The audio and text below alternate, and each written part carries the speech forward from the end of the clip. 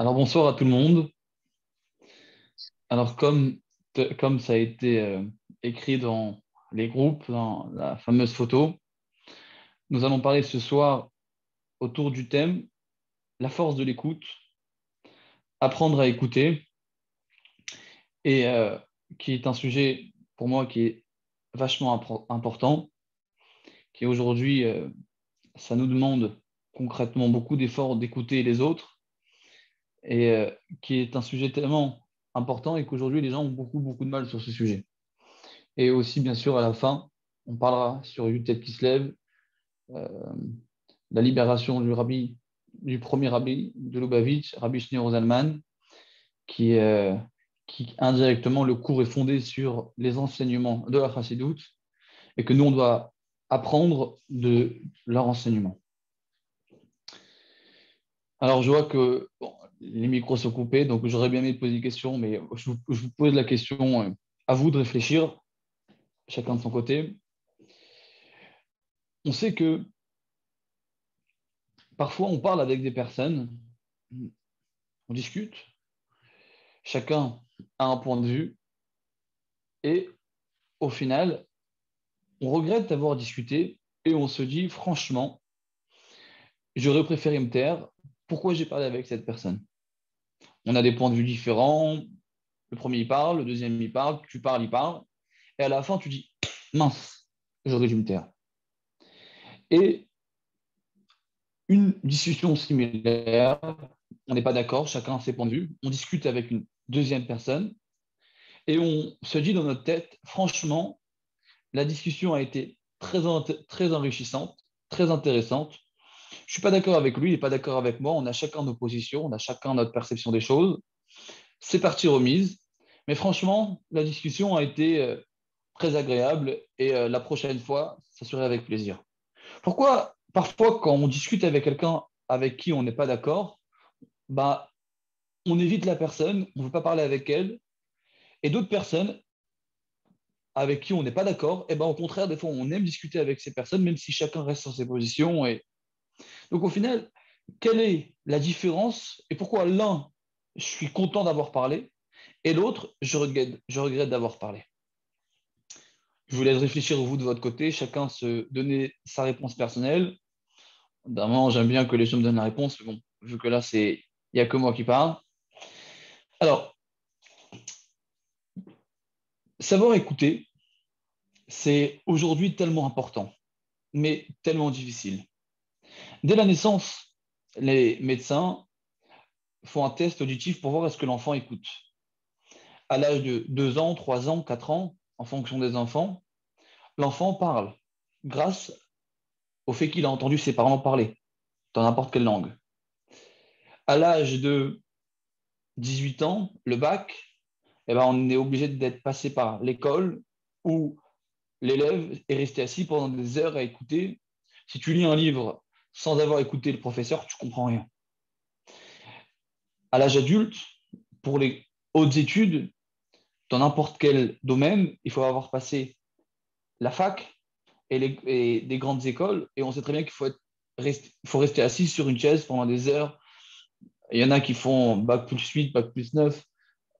Dans n'importe quel domaine, il faut avoir écouté des professeurs parler dans des amphithéâtres et noter, bien sûr, pour pouvoir un jour exercer et savoir face aux situations comment réagir. Donc on voit clairement que dans la vie, l'écoute est un don que Dieu a donné dès la naissance.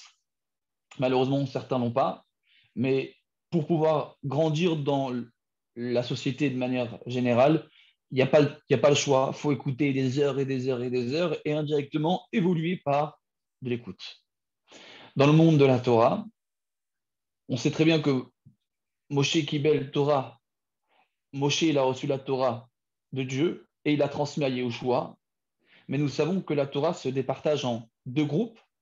La Torah écrite, les 24 livres, le Chumash, les Yehoshua, etc.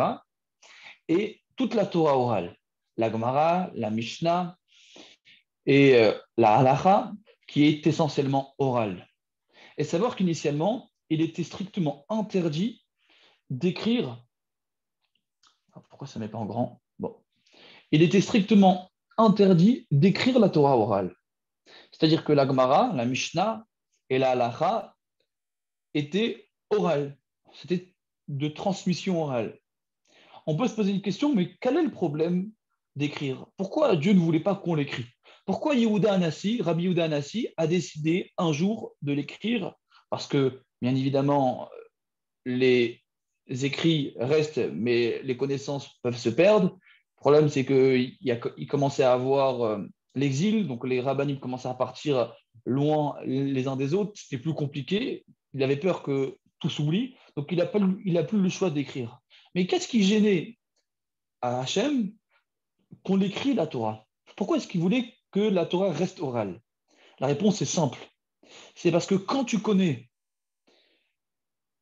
une idée par un maître, le maître s'assure que tu comprends l'idée avec l'intensité, avec le temps qu'il faut, il va te la répéter et il va s'assurer que ce qu'il te dit, tu vas le comprendre.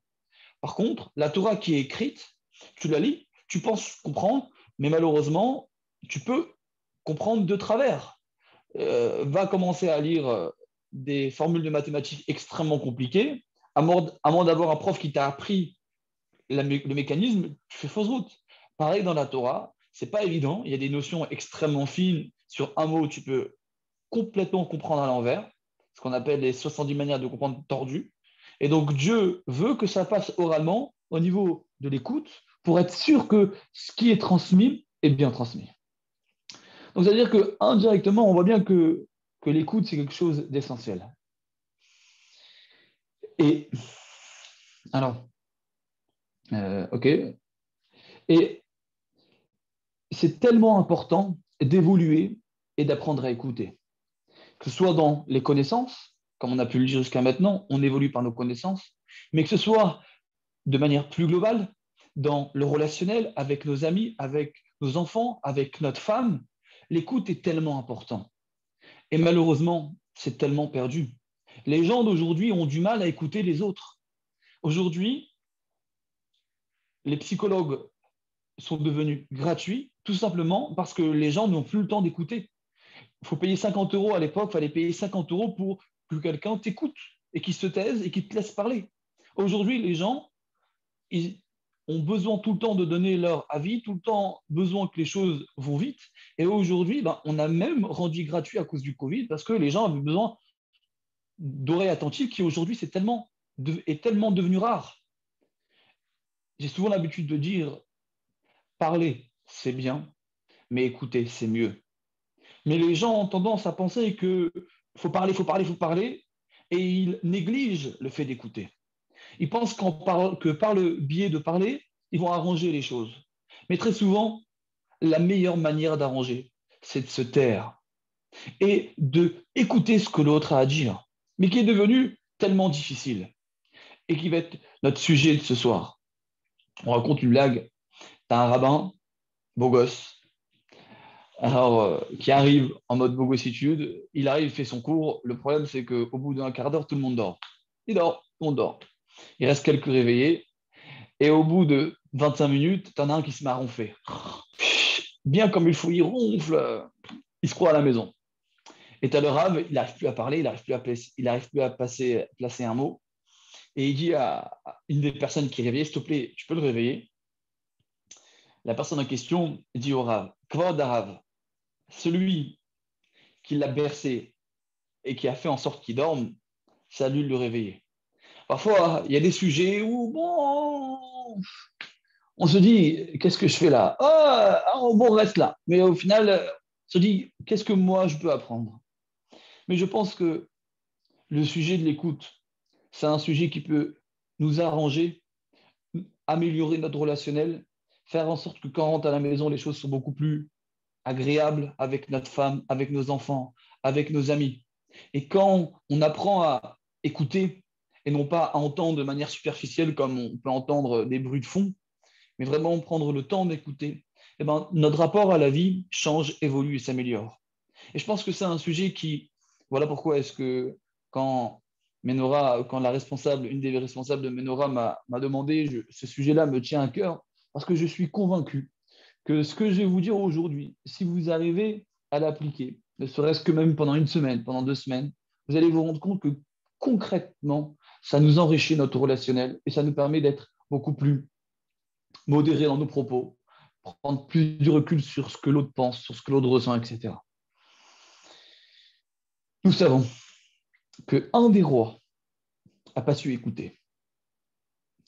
Il a négligé ce que Dieu lui a demandé et en a fait qu'à sa tête.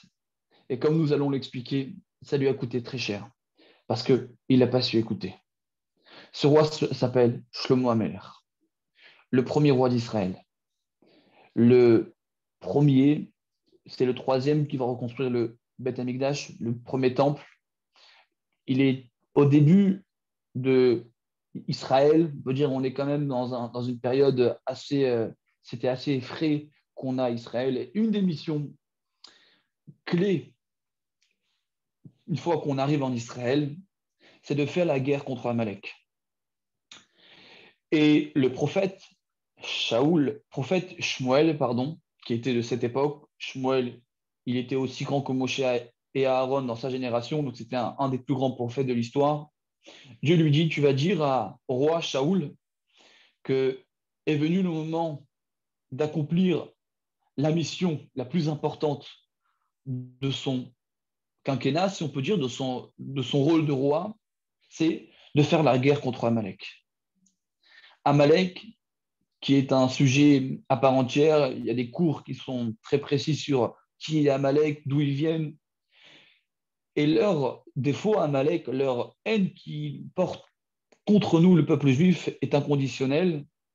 Sont les premiers que quand on est sorti d'Égypte et qu'on était intouchable, qu'on venait de sortir de miracles que l'histoire n'a jamais connus, l'ouverture de la mer Rouge, les 10 plaies, etc.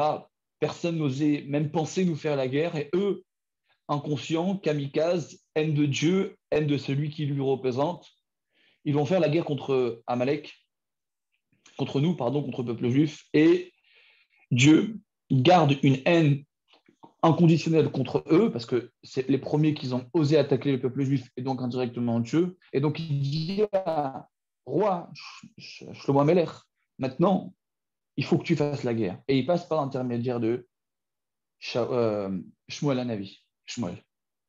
Et Shaoul écoute l'ordre de Dieu, il monte une armée et il fait la guerre contre Amalek. Mais le prophète Shmuel lui dit, écoute-moi bien, s'il te plaît, je te demande de ne pas faire à ta tête et de faire ce que je te dis et uniquement ce que je te dis. Écoute bien ce que je te dis, s'il te plaît. Il fait partie des missions les plus importantes de ton quinquennat, de ton poste de roi. Dieu t'a choisi en grande partie pour faire cette guerre. Je te demande d'écouter. Tu tues, tu détruis tout ce qui existe dans ce royaume. Tu brûles les arbres, tu détruis tout. Je veux que rien n'existe après. Tu tues hommes, femmes, enfants. Rien ne doit se maintenir après. Le problème, c'est que Shaoul n'a pas eu cette intelligence de faire ce que Shmuel lui a demandé. Qu'est-ce qu'il fait? Il fait la guerre. Il tue quasiment tout le monde. Et il détruit et il tue aussi quasiment tous les animaux. Mais malheureusement, il va laisser en vie le roi Agag et il va laisser en vie les plus belles bêtes pour en faire un sacrifice à Dieu. Dieu arrive, bien sûr qu'il passe par l'intermédiaire, donc l'intermédiaire c'est le prophète Shmuel Hanavi, parce que Dieu ne parle pas à n'importe qui, il faut des gens saints d'esprit, de corps et une capacité spirituelle hors du commun pour pouvoir parler à Dieu. Les Juifs, ils ont parlé 2 fois et ils sont morts parce que c'est impossible de parler à Dieu, seuls les plus grands peuvent. Et donc Dieu vient voir Shmuel en colère et il dit à Dieu, et le Shmuel dit qu'est-ce qu'il y a? Qu'est-ce qu'il y a?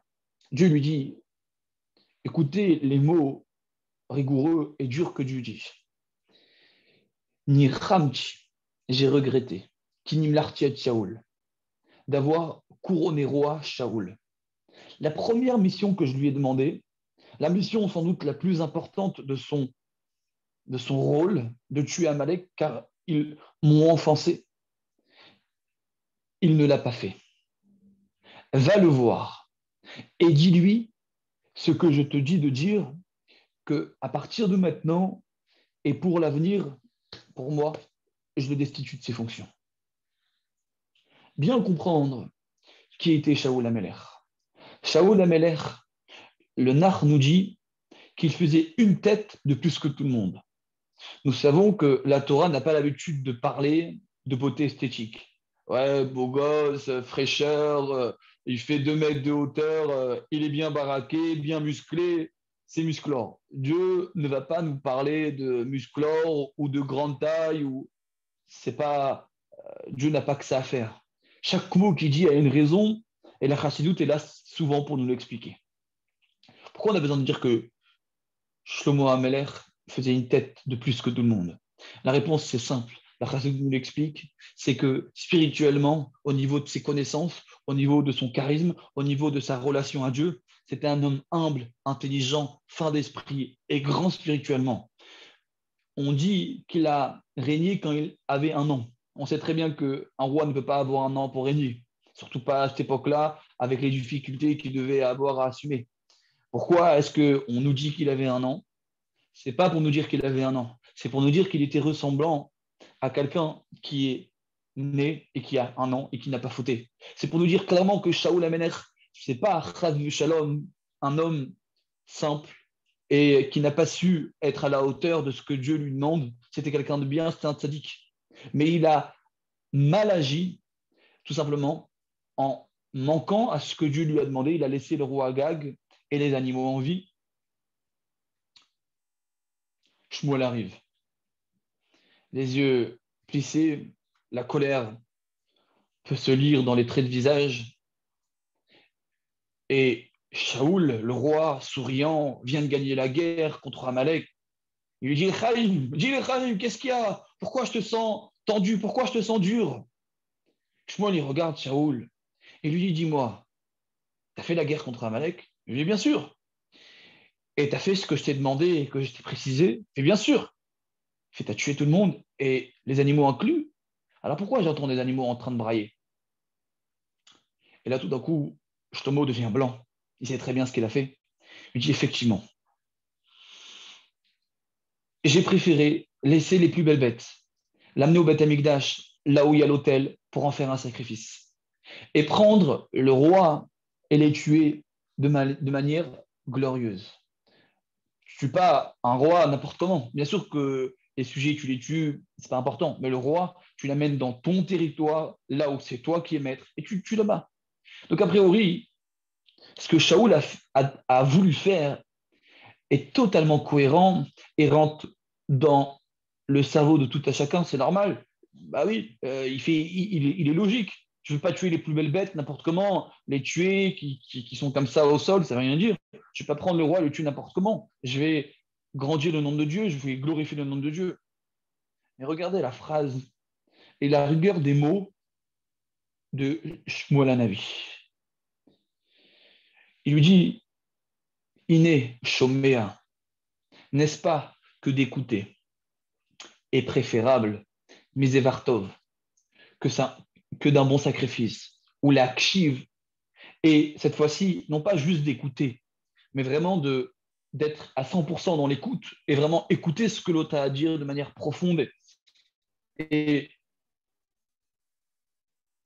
faire uniquement cela, Michel Evelim, que de donner des graisses les plus. C'est que la graisse, c'est la partie la plus bonne de l'animal qui crée les meilleures odeurs pour Dieu, parce qu'on sait que quand on fait un sacrifice, c'est pour créer un réach nichoir, une bonne odeur chez Dieu. Et bien, la meilleure partie, c'est cette graisse-là. Et le prophète, il lui dit d'écouter d'écouter à 100% est préférable que tout. A priori, on ne comprend pas trop ce qui s'est passé. Pourquoi Dieu il dit je vais destituer Shaoul à cause de cette action? Je veux bien, c'est important, mais il va le tuer, il va tuer les bêtes. Et a priori, ce que Shaoul a fait est cohérent. Alors certes, il n'a pas écouté à 100% ce que Dieu lui a dit, il a écouté à 98% et il restait 2% qui comptait les faire après. Mais qu'est-ce qui est tellement grave? jusqu'à qu'il est plus roi. Et pas seulement qu'il est plus roi, il mourra à cause de cette action. Lui, il va mourir et ses enfants aussi. Et il va perdre la royauté. Mais qu'est-ce qu'il a fait? Surtout que quand on comprend l'idéologie, elle est très belle. Qu'est-ce que s'est dit Shaoul? Imaginez-vous un chef d'armée, un chef de guerre. On lui demande de faire une guerre et de tout détruire. Ce chef de guerre arrive dans l'endroit en question, là où on lui a demandé, et il voit une banque. Il rentre dans la banque, maintenant on lui demande de tout casser, d'envoyer des chars et de tout envoyer en l'air. Il arrive, il tue les gens qui sont à l'intérieur, il a les clés des coffres, il rentre dans les coffres, il voit de l'or, des pierres précieuses, de l'argent. Quoi de plus beau? Il se dit, quoi, moi je vais brûler tout ça, moi je vais tout détruire, moi je vais tout casser. Je suis pas fou, je suis pas bête. Ah, ils m'ont dit, bah, c'est pas grave, je vais ouvrir des choules, je vais en Israël, je vais payer des logements pour des pauvres en France, je vais faire plein de choses. Et au final, plutôt que de détruire tout n'importe comment, eh ben, je vais utiliser tout ça.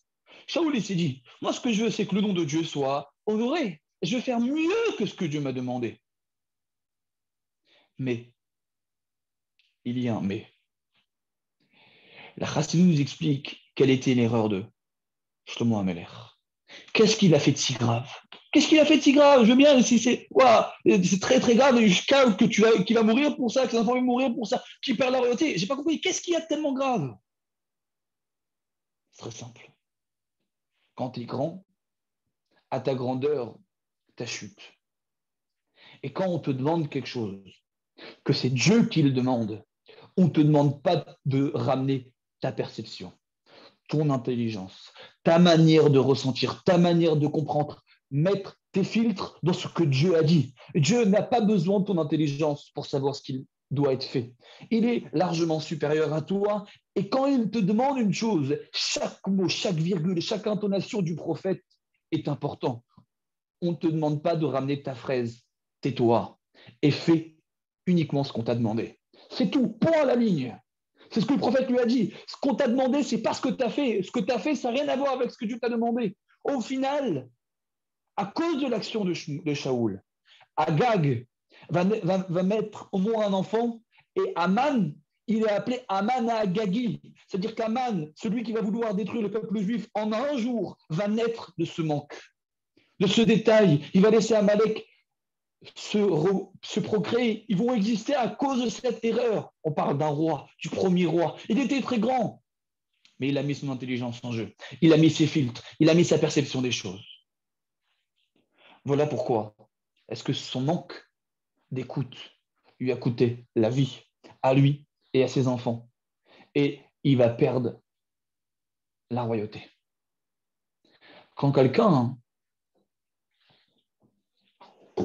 vient nous parler, quelqu'un vient de parler, très souvent, qu'est-ce qu'il veut? Il veut une oreille attentive. Il veut que tu l'écoutes. Et il ne te demande pas de ramener ta perception des choses. Il veut tout simplement que tu le respectes, qu'il sente que tu es là pour lui. Et malheureusement, aujourd'hui, les gens ont tendance à penser que quand il vient me parler, il a besoin de mon avis, il a besoin de mon expérience, il a besoin de mon savoir-faire. Et au final, quand l'autre vient me parler, si je ne sais pas me taire, tu te tais et tu le laisses parler jusqu'au bout. Et tu le laisses sa place. Il a le droit d'exister comme toi, tu as le droit d'exister. Donne-lui ce qu'il a besoin, tout simplement. Une écoute. Et quand tu l'écoutes, tu l'écoutes. Tu ne fais pas autre chose en même temps. Soit Batel. C'est quoi le manque de Shaoul Ameler? C'était qu'il manquait de soumission à Dieu. Il était toujours en train de ramener sa perception des choses. Apprends que quand l'autre vient te parler, au moment où lui, il vient te parler, c'est lui qui parle. C'est pas toi, c'est lui. Donne-lui sa place. Imagine-toi que tu lui donnes le micro, que maintenant lui, il parle. C'est son moment. C'est son moment qu'il a besoin. Et au final, quand tu vas le laisser parler, il va se sentir bien et qu'on l'a écouté. Après, maintenant, lui, une fois que tu l'as écouté jusqu'au bout, maintenant, tu peux donner ton point de vue. Très souvent, les gens ont tendance à penser parce que j'écoute ce qu'il me dit, ça veut dire que je suis d'accord. Mais pas du tout. Je peux très bien ne pas être d'accord. Les gens intelligents, c'est des gens qui savent écouter jusqu'au bout. Et une fois que l'autre a terminé de parler, après, ils donnent leur point de vue. Les gens bêtes, ils coupent en plein milieu. Ou bien, ils font autre chose. Ça veut dire que je m'en fous de ce que tu me dis. Donc, d'abord et premièrement, bien comprendre que tu veux que le rapport avec l'autre s'améliore, quand lui il parle, c'est lui qui parle. Et ce n'est pas le moment de ramener ta perception des choses. Il parle 10 minutes, il parle un quart d'heure, c'est lui qui parle, c'est pas toi qui parle. Et quand on dit que c'est pas toi qui parle, c'est pas que dans la parole, c'est dans les gestes, c'est dans les traits de visage, c'est dans la position, c'est dans tout. Si le mec il est là, tu fais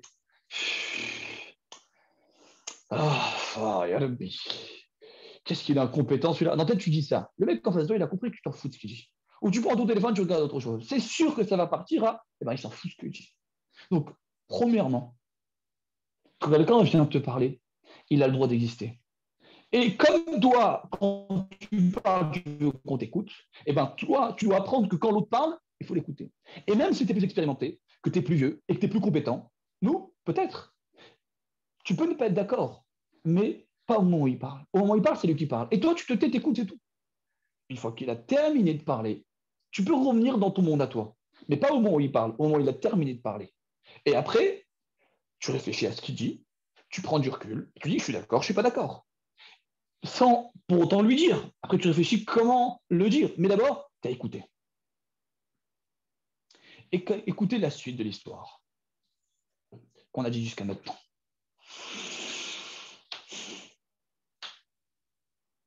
David Ameller va commencer à prendre la succession. Il va être trouvé par le prophète Shmuel. Shaoul va tomber en dépression. Dans une certaine guerre très puissante, une certaine guerre importante, beaucoup vont mourir. Shaoul va mourir. L'Arche sainte sera prise en captivité. Et elle, et la suite de l'histoire, David Ameller, doucement, doucement, il va prendre le royaume. Ça va être un peu compliqué comment il va évoluer. Et un jour, David décide de ramener l'Arche sainte qui était chez Aaron chez Aaron Agichi.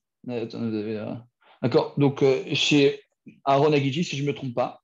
Donc, il veut que l'Arche sainte, donc les tables de la loi, le bâton de Moshe, la manne, donc les choses les plus saintes de l'histoire, reviennent à Yerushalayim, qui est appelé aujourd'hui Ir David. Ceux qui connaissent un peu Yerushalayim connaissent, c'est un peu plus bas que le Kotel. Et donc, il décide de ramener l'Arche sainte à Yerushalayim, à Ir David. Et David est heureux. Tu as les ministres, tous les sujets, tous les personnalités les plus importants du royaume se sont déplacés. David les a invités personnellement. Il leur a demandé de venir. Il a fait un grand festin. Tu avais les chefs de guerre. Tu avais toutes les personnalités les plus importantes du royaume qui étaient là. David Ameller au centre. Il ramène le Kodesh HaKodashim, le Saint des Saints, l'objet le plus saint au monde. Aujourd'hui, on ne sait pas où il est d'ailleurs. Et David Ameller, le Nar nous dit Vedavid mefazez ou meraked bechol oz. David Ameller, il dansait et il gesticulait avec une force impressionnante. Mais le problème, c'est qu'il ressemblait un petit peu à un clown. Un peu aussi, comme si tu vois quelqu'un qui met un bonnet rouge et qui fait des pas de clown et qui danse, qui fait des calipettes, qui saute en l'air. Bon, David Ameller, donc il dansait, mais on parle d'un roi. Et Michal bat Shaoul, Michal, la fille de Shaoul, qui est une des survivantes, les garçons de Shaoul sont quasiment tous morts, mais Michal est restée en vie et s'est mariée avec David Ameller.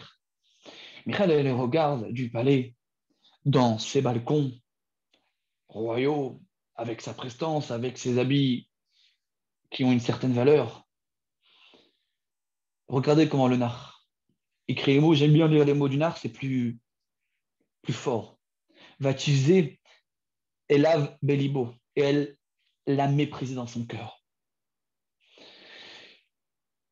Elle s'est dit, comment un roi, il danse, fait des calipettes devant le Kodesh HaKodashim, devant l'Arche Sainte. Elle l'a méprisé, elle n'a jamais vu son père, Shaoul, se comporter de la sorte.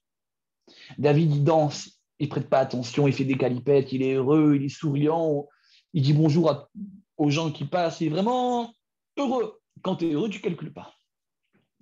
David termine, il rentre chez lui. T'as Michal qui l'attend de pied ferme. Vous connaissez la femme qui arrive, qui a la mitraillette dans les mains, et que quand tu as fait une gaffe, rien que tu es rentré à la maison, tu as un grand sourire, tout d'un coup, bon, j'ai envie de ressortir, allez, je ressors. Bon. Donc, David, il est là, il est heureux, souriant, il a ramené le Kodesh HaKodashim, le Saint des Saints, au Bercail et Yerushalayim, où il y a Dieu, la porte du ciel, de la terre, comme on a pu le voir dans les parachiotes d'avant. Et elle le regarde d'un air extrêmement froid, et David, tout de suite, il comprend qu'il y a un problème. Et il regarde Michal, et il dit, il y a un problème. Un problème. Et Michal lui dit, écoutez la phrase, on parle de tzadikim malgré tout. On est dans des nuances, parce qu'il y a des erreurs qu'ils ont pu faire. À leur niveau, c'est des erreurs, mais pas aux nôtres. Hein. Nous, pourvu que ce soit ça nos erreurs. Non, je parle surtout pour moi. Regardez la phrase. Manirba Dayom. Quel grand jour. Melech Israël, le roi d'Israël, Asher Niglé Ayom, qui s'est montré aujourd'hui, les Eneamaot Avadav, devant les centaines de serviteurs et de servantes, qui est Glot Niglot et Chadarikim, il s'est dévoilé comme un miséreux, comme un jongleur, comme un danseur. Qu'est-ce que tu as fait? Tu t'es pris pour qui? Ribono Jalolam, tu es le roi d'Israël. Tout le palais dépend de toi. Mais respecte-toi. Ce n'est pas un comportement digne d'un roi. Mon père n'aurait jamais réagi comme ça. Comme ça, devant le Kodesh HaKodashim, tu as tous les ministres, tous les princes, tu veux quoi? Tu veux qu'il y ait un coup d'État? Tu veux qu'on te prenne pour un rigolo qui fait rire les gens? Écoutez la phrase. Couteau de shrita, j'appelle ça. C'est un coup dur. C'est une réponse c'est tranchant. Il lui répond. L'ifne Hachem, devant Dieu. Asher Bachar Bi, qui m'a choisi à moi, mi avira, que ton père, on mikol bet avi, et de toute la maison de ton père. On ne comprend pas. C'est quoi cette phrase? David, il est en train de dire à Michal, son père est mort récemment, il a été tué dans une guerre, ses frères sont fait tuer dans cette guerre. Elle lui dit, respecte-toi, ta manière que tu t'es comporté n'est pas digne d'un roi. Elle dit quelque chose de cohérent. Il lui envoie une flèche en pleine tête. Il lui dit, et toi, ton père, Dieu ne l'a pas choisi aujourd'hui. Il a destitué ses fonctions. Et il a choisi moi. Donc moi, je suis plus important que ton père. On a l'impression de voir une bagarre de couple. Vous connaissez le vieux couple. Le mec, il est là et il dit, toi, ton père. Et ça y est. Alors toi, ton père, et toi, ta mère, et toi, ta soeur, et toi, ton frère. Et après, il se parle plus pendant une semaine. C'est quoi cette bagarre-là? On parle de tzadikim, on ne parle pas de rigolo. Qu'est-ce qu'il peut dire une chose pareille? Il dit quoi, toi ton père et donc toi ta mère? Quoi? C'est comme ça. Elle lui a dit toi ton père, elle lui a dit toi. Elle dit un comportement d'enfant. Et lui il dit quoi, toi ton père? Et surtout qu'il vient de mourir. Qu'est-ce qu'il veut dire, David?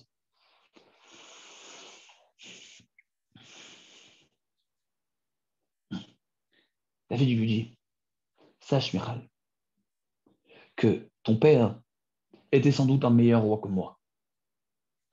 J'ai aucun doute. Un meilleur roi que moi.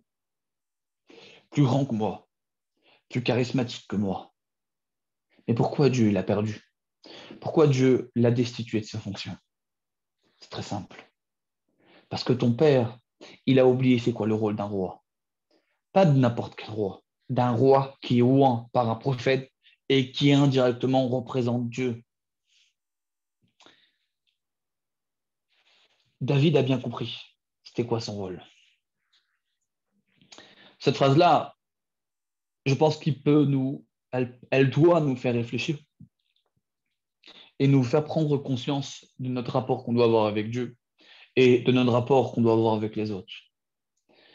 David lui dit à Michal, toi, les centaines de serviteurs et de servantes que tu considères comme des seconds, je n'ai aucune prétention de supériorité sur eux. Moi, à leur égard, je les respecte. Eux, à leur égard, ils savent qu'ils doivent me respecter. Mais, écoutez bien cette phrase. C'est un télim qui peut nous faire beaucoup réfléchir. David Ameler lui dit à Michal, moi, je m'en fous de moi. Devant Dieu, si j'aurais pu me mépriser davantage et faire encore plus le fou, ça ne me dérange pas. Je sais que mon rôle de roi n'est pas parce que je suis compétent, n'est pas parce que je suis intelligent, n'est pas parce que je suis doué comme ton père, mais tout simplement parce que devant Dieu, je n'existe pas. Parce que je ne suis qu'un représentant. Je ne fais que représenter. Pour moi n'est pas important. Devant Dieu, devant le Kodesh HaKodashim, devant les tables de la loi qui ont été créées par Dieu, qui viennent de Dieu lui-même, et de ramener Dieu dans son essence, de ramener les objets les plus saints dans le cœur de Yerushalayim. Qui je suis, moi? Je n'ai complètement rien à faire de mon ego, de ma prétention, de mes qualités. Pour moi, je n'existe pas. Et Dieu, ce qu'il veut d'un roi, c'est pas quelqu'un de compétent. C'est quelqu'un qui ne fait que représenter et qui ne ramène pas sa perception des choses et sa manière de comprendre au moment où on ne lui a pas demandé. Devant Dieu, tu n'existes pas. Et c'est ça que Dieu aime chez moi. Regardez la phrase. Anitola ad velo ish. Pourvu qu'on arrive à se le dire dans le bon sens et pas dans le mauvais sens du terme. C'est un roi. C'est un chef de guerre. Il a peur de rien. Il a fait la guerre contre les plus grandes puissances. Israël n'a jamais été aussi grande que quand David était au pouvoir. Personne ne pouvait tenir tête devant David Ameler. Donc, ce n'est pas un homme qui n'agit pas. Personne n'a agi comme David Ameler. Il va ramener Mashiach, Mashiach ben David, plus que son fils, que lui va reconstruire le Beth Amikdash. Donc, David Ameler, c'est la royauté la plus haute, ce qui représente Mashiach, pour comprendre de qui on parle. Et qu'est-ce qu'il dit sur lui-même? Qu'est-ce qui a fait de lui sa grandeur? Et qu'est-ce que nous doit faire de nous notre grandeur? Quand on agit, pas quand on n'agit pas, bien sûr. Ani tolaat veloish. Cherpat Adam vebazoui am. David Ameler, c'est écrit dans le Nar, c'est écrit dans le Teilim, donc c'est pas un mytho et il le pense sincèrement. Il lui dit, moi, ses serviteurs, ses servantes, j'ai aucune prétention. Tu sais comment moi je me considère devant Dieu? Un ver de terre. Je m'en fous de moi. Pour moi, ce qui compte, c'est Dieu. Je suis Cherpat Adam, je suis le reste de l'homme. Vous imaginez un roi aussi puissant que David Ameler, il se le dit. C'est pas qu'il se le dit pour se donner bonne conscience. Il ressent, il le vit au quotidien. Pour lui, tout ce qu'il fait, c'est dicté par Dieu. Il a fait des erreurs, David, mais toujours ça a été rattrapé. Pourquoi? Parce que pour lui, ce qu'il faisait n'était pas important. Ce qui compte, c'est Dieu. À la seconde où il fallait se remettre en question, il se remettait en question. Vous allez me dire quel rapport avec le sujet? Quand le vient te parler, apprends à t'effacer. Apprends à enlever ton ego. Apprends à faire le vide de toi, de tes pensées, de tes émotions, de ton vécu, de ton expérience, de tes capacités, de tout ce que Dieu t'a donné. Mets un blanc à toi, donne-lui une feuille et qu'il écrit ce qu'il veut. Donne-lui sa place, donne-lui son existence, respecte la personne qui est en face de toi. Ça t'enlève en rien le fait que tu existes. Donne-lui sa place. Tu veux que les gens te respectent et respectent. Qui est l'homme intelligent? C'est celui qui sait se taire. Apprends à écouter ce que l'autre a à te dire. Et très souvent, tu vas te rendre compte que ce que tu avais à dire, peut-être que c'est mieux de ne pas le dire. Combien de fois j'ai voulu réagir? Je me suis tué, j'ai laissé l'autre finir. Et tout ce que j'ai dit, ce n'est pas ce que je voulais dire. Pourquoi? Parce que je manquais d'éléments. Quand l'autre vient te parler, pourquoi souvent ça part en bagarre? Pourquoi souvent ça part en frustration? Parce que tu ne prends pas le temps qu'il faut. Aujourd'hui, on est dans un monde où tout va vite. Tu penses qu'il faut aller vite. Tu penses qu'en 5 secondes, tu peux comprendre tout ce qu'il ressent, tout ce qu'il comprend. Tais-toi et laisse-le parler. Le rabbi ne faisait taire une personne. Ça n'existe pas que le rabbi faisait taire une personne. Quand quelqu'un venait parler au rabbi, le rabbi l'écoutait. Et il y avait des secrétaires. Comme le rabbi n'avait pas le temps, alors il les faisait taire. Mais le rabbi, il ne faisait pas taire quelqu'un. Quand tu fais taire quelqu'un, tu l'empêches de s'exprimer, tu l'empêches d'exister. Pourquoi les gens vont voir des psychologues? Parce que les gens, aujourd'hui, sont égoïstes, ils pensent qu'à eux. Ils ne savent voir que ce qu'eux, ils ont besoin. Ils sont que dans ce que moi, je veux. Et pourquoi ce que toi, tu veux? Et l'autre n'existe pas pour toi? Quand l'autre vient parler, il vient te parler, que ce soit ta femme, que ce soit tes enfants, c'est très dur. Quand tu n'as pas de temps et que tu as vraiment des choses à faire, tu dis, écoute, je sais pas le moment. Là, j'arriverai pas. Ça sert à rien de me parler, je ne t'écoute pas. Mais quand tu as du temps, tu lui donnes le temps. Et ce temps-là, il est Kodesh Kodashim, laisse-le parler, donne-lui sa place, laisse-le montrer sur le pupitre, laisse-le dire ce qu'il a à dire. Et c'est pas dire comme tu es d'accord comme on a dit jusqu'à maintenant. Donc ça, c'est déjà le point numéro 1. Apprends de David Ameler et de l'erreur de Shaoul, que quand quelqu'un vient te parler, donne-lui sa place, donne-lui son existence, laisse-le comme toi, tu veux que quand tu parles, on t'écoute, laisse-le parler. Tu es plus compétent, tu es plus expérimenté, tu as plus d'expérience, tu es plus âgé, j'en sais rien, peu importe. Eh ben, il a besoin de parler avant tout. Il a besoin de s'exprimer, il a besoin de dire ce qu'il ressent, il a besoin de dire sa manière de réfléchir. Et après, une fois qu'il a terminé, eh ben, tu discutes avec lui tout en le respectant dans sa manière de réfléchir et en donnant tes positions pour trouver un équilibre. Mais au final, la personne qui est en face de toi se sent respectée. Et donc, au final, ça finit pas en frustration. Et très souvent, tu vas te dire, j'ai très bien fait de me taire. Mais surtout, ce qui est très important, c'est de comprendre que quand une personne parle, et ce qu'elle dit, les mots qu'elle dit, mais il y a aussi ce qu'elle veut dire. Et ça, tu ne pourras le voir que quand, comme j'ai répété au début du cours, parler, c'est bien, mais écouter, c'est mieux. Le Pirkei nous dit, comme on l'a dit, Sayag le Chormashtika. Une des règles de l'intelligence, c'est de se taire. Quand tu t'écoutes l'autre, tu vas comprendre dans ces mots qu'il ne va pas dire, dans ce qu'il va commencer, dans l'intensité émotionnelle de ce qu'il va te dire. Non pas ce qu'il te dit, mais ce qu'il veut te dire. Moi, je me rappelle encore, il y a une personne que j'ai écoutée pendant 1 heure. Franchement, ça m'a épuisé, il m'a parlé de ses problèmes. Ok. Au bout d'1 heure, je lui ai donné 2, 3 conseils. Il a fait, tu vois. Pourquoi? Parce que je l'ai écouté. Juste en l'écoutant, j'ai pris la température. J'ai vu ce qui était dur pour lui. J'ai su comprendre ce qui était important pour lui, etc., etc. Je l'ai laissé parler. Donc lui, il m'a dit, lui ici dans sa tête, il m'écoute. C'est-à-dire que pour lui, ici dans sa tête, il se dit, il me respecte. Eh bien, quand toi, tu as respecté, alors si la personne qui est en face de toi te respectera à son tour. Donc ça veut dire qu'au final, on n'est que gagnant de savoir écouter. Mais quand on écoute, il y a ce qu'on dit et il y a aussi ce qu'on veut dire. Et très souvent, quand tu écoutes de manière superficielle, ou tu regardes le téléphone, ou tu réponds au texto, ou tu regardes le mur qui est en face, ou tu fais on m'a saoulé, qu'est-ce qu'il raconte, ou tu es en train de penser à ton business, ou tu es en train de penser à ce que tu aimes, la personne qui est en face de toi, elle parle dans le vide. Et donc, au final, ça crée des frustrations. Donc, deuxième point qui est tellement important. Premier point, c'est donne-lui sa place. Deuxième point, c'est pas seulement donne-lui sa place, c'est comprendre ce qu'il ressent. Et tu vas gagner sur tous les plans. Parce que quand tu ressens, quand tu comprends vraiment ce qui est important pour lui, eh ben, la personne, elle va se sentir aimée et donc respectée. Moi, des fois, je vois des couples. Récemment, je parlais avec quelqu'un. Je lui ai dit, le dialogue, c'est la clé de tout. Et si tu as dit des choses qui sont vexées, qui n'étaient peut-être pas à sa place, et que ta femme pense de toi que tu t'en fous d'elle, que tu l'aimes pas, ou vice-versa, et que le problème, c'est qu'il n'y a pas assez de dialogue, donc tu ne sais pas ce qu'elle ressent réellement, et ben, ça crée des tensions, et que Dieu nous y préserve, ça peut finir en divorce. Parce qu'elle pense des choses, et toi, tu penses des choses, le problème, c'est qu'il n'y a pas d'échange, personne ne sait ce que l'autre pense vraiment, on est tout le temps sur, chacun garde ses positions, personne s'ouvre et se tait pour écouter ce que l'autre a à dire vraiment, et donc, moi, je lui dis, écoute jusqu'au bout, donne-lui des qualités qu'elle a réellement, et tu vas te rendre compte que si tu focalises sur les défauts vont prendre place. Si tu focalises sur les qualités vont prendre place. Aujourd'hui, vous êtes que sur chacun voit les défauts de l'autre. Là, tu vas écouter, tu vas comprendre vraiment ce qu'elle te reproche, les mots que tu as pu dire qui l'ont vexé. Et après, au bout de beaucoup de temps, tu lui donnes ses qualités à elle, et avec le temps, les choses s'améliorent. Donc, ça veut dire quoi? Le fait d'écouter, c'est tellement important. On raconte rapidement, hein, Rabbi Meir Shapira, un des Rav très connu que tout le monde connaît.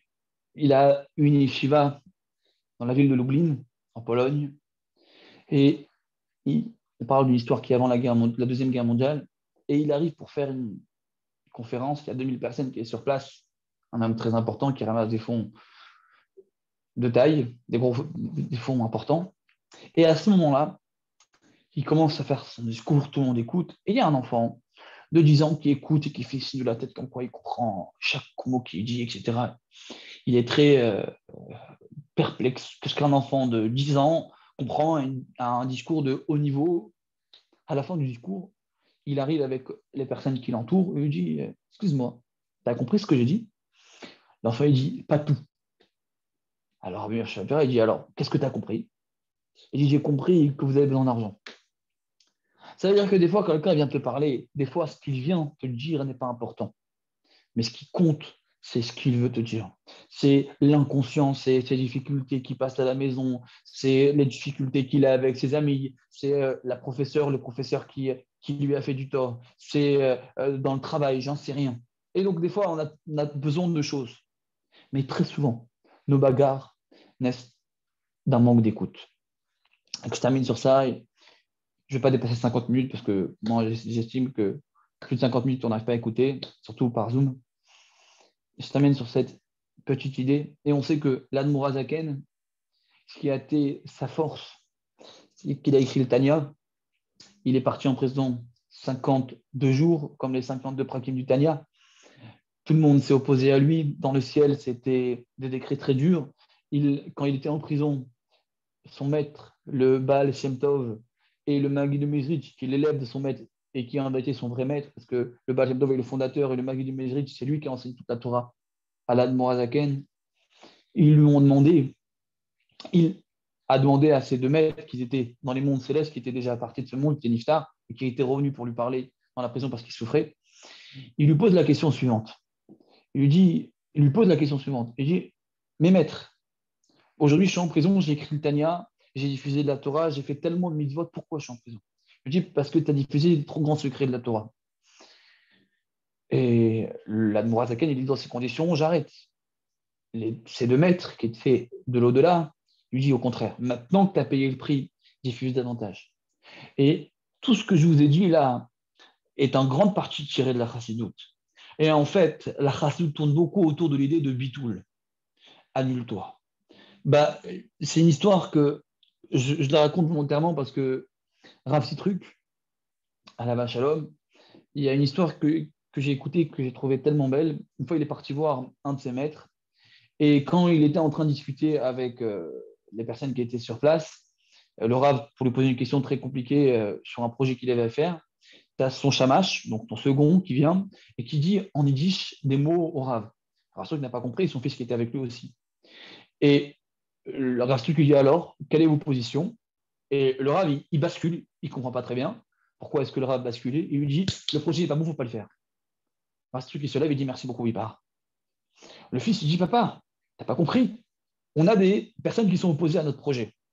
Celui qui vient d'arriver, il a parlé en yiddish. Et c'est sûr qu'il a parlé, c'est nos opposants qui ont appelé le shamash pour le parler au Rav. Donc au final, ce n'est pas l'avis du Rav, c'est l'avis de nos opposants.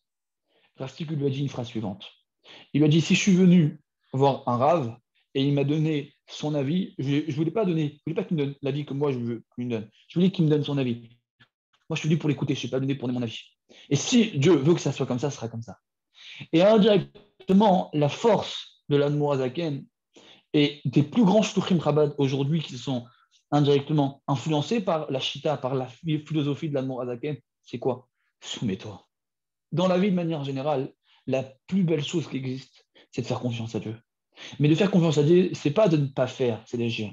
Juste avant que le cours commence, il y a un des jeunes qui m'a parlé, d'ailleurs que ça me fait beaucoup de plaisir, beaucoup de joie, quelqu'un qui est en train de faire tchouva. Il a débuté en août. Aujourd'hui, il se lève à 5 heures du matin pour étudier 2 heures pour après à la fac. Quelqu'un de brillant, Baruch Hashem, d'ailleurs je lui ai même dit que je voudrais partager. Et en fait, ce qui est beau, c'est quand on comprend que on se soumet à ce que Dieu nous demande et on apprend à écouter vraiment ce que les gens ont à nous dire. Parce que de comprendre ce que Dieu nous demande, c'est encore plus dur. Donc, c'est sûr que si j'apprends à écouter ce que Dieu nous demande, j'apprends aussi à écouter ce que les autres ont à me dire. La Zaken, sa devise, c'est quoi? Tu veux être heureux, tu veux être épanoui, tu veux aimer tes enfants, tu veux que tes enfants t'aiment, tu veux évoluer dans ta vie de manière générale. Arrête de penser que c'est toi qui fais. Apprends à lâcher prise. Moi, souvent, je dis aux gens, tu ne veux pas lâcher prise, ça n'avancera pas. Lâche prise et tu verras que les choses vont évoluer. Fais confiance à Dieu. Écoute ce qu'il a à te dire de manière dans la réalité de tous les jours. Tais-toi et apprends à savoir ce que Dieu veut de toi. Et Morazaken, c'était un homme qui était capable, dans les moindres détails, la feuille qui tombe, l'histoire qu'il raconte, la feuille qui tombe, un des élèves qui se moque, c'est pas le Morazaken, mais c'est une histoire chassidique. Et l'élève, il dit, c'est quoi la présence divine? Il dit, tu vois la feuille qui est tombée, il y avait un escargot qui était en dessous, il avait chaud. Dieu, il a fait en sorte qu'un vent se lève pour que la feuille protège cet escargot. C'est qu'au final, il y a Dieu sur terre. Tu veux le voir, fais comme David Ameller. Écoute ce que Dieu veut que tu aies à entendre, ce que ta femme a à te dire, ce que tes enfants ont à te dire, ce que tes amis ont à te dire. Et même si tu n'es pas d'accord, et même si c'est erroné, et même s'il y a des travers dans ce qu'ils vont te dire, peu importe, quand tu sais écouter, chaque jour qui passe, tu évolues. Quand tu sais te soumettre à Dieu et tu sais lâcher prise, pas croire que je fais, c'est Dieu qui m'aide à faire. Et de faire comme David Ameller. Ça veut dire quelqu'un, même si tu es là, David Ameller, une fois il a méprisé, il a insulté tous les noms. David Ameller fait un grand sourire, il a dit merci mon Dieu. Qu'après, merci mon Dieu. Pour qui il se prend pour manquer de respect au roi? Si c'est lui m'a fait du mal, c'est que Dieu l'a validé ou sinon il n'aurait pas pu le faire. Donc, lui, David Ameller, des fois, quand on manquait de respect au roi qui représente Dieu, il tuait. David Ameller, il n'avait pas peur de tuer.